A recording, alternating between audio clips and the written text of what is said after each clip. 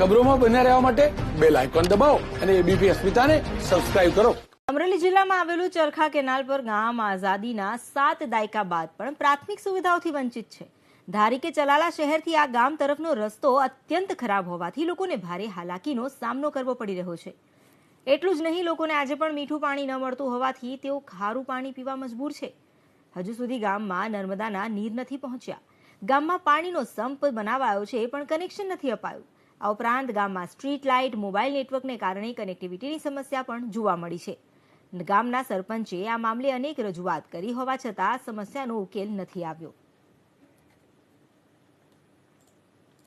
અમારે અહીંયા ક્ષારવાળું પાણી વધારે આવે છે, જેના કારણે લોકો બીમાર વધારે પડે છે. જેમ કે પથરી, હાંધાના દુખાવા એવું વધારે થાય છે. નર્મદાનું કોઈ પાણી આવતું નથી અમારે અહીંયા. અમારા ગામમાં રોડ રસ્તા એવા બેકાર થઈ ગયેલા છે કે વર્ષોથી અમારા ગામમાં રોડ રસ્તા બનેલા જ નથી.